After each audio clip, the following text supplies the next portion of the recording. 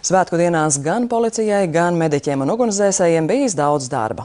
Tomēr, salīdzinot ar iepriekšējiem gadiem, šogad garās jūnija brīvdienas aizvadītas mierīgāk. Svētku dienu statistiku apkopojas Miroslavs Kodis.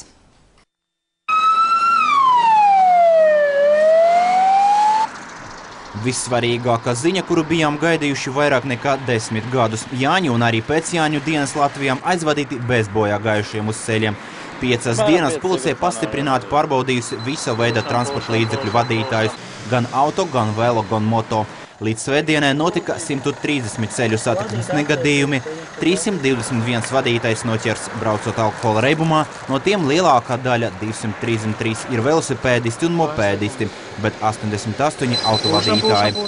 Policija uzskata, dzērāju šoferu skaits joprojām ir liels. Tomēr kopumā situācija uz ceļiem svētku dienās ir uzlabojusies. Ar katru gadu aizvien labāk un labāk uzlabojās, tā kā varam būt apmierināti ar situāciju šobrīd.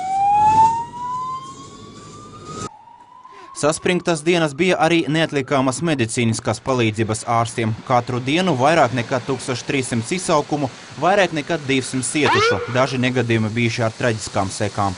Kopumā negadījumu skaits svētku dienās bijis gandrīz 2 lielāks nekā ikdienā. Cilvēki krituši no velosipēdiem, guvuši traumas kautiņos, kurinot ugunskurus un peldoties. Vairāk iedzīvotāji cieta no bitēm, čuskām, suņiem un kaķiem. Izsaucot ātro palīdzību, ļoti labi būtu zināt, kurā vietā mēs atrodamies, jo ļoti apgrūtināja naktī darbu, nepareizu, neprecīzu adrešu nosaukšana, ilgi tika noskaidrota atrašanās vieta.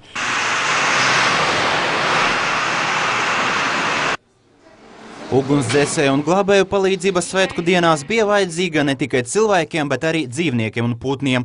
Suņus vajadzēja vilkt no kanalizācijas šahtām, kaķus noņemt no kokiem, bet kāds krauklis bija sapīnies koka esošā virvē.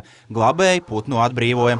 Kopumā 4 brīvdienas visā valstī notika 55 glābšanas darbi un tika dzēsti 62 ugunsgrēki.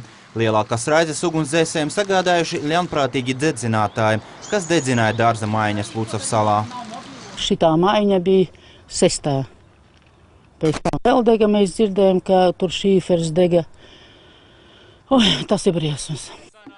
Miroslavs Kodis, Latvijas televīzija.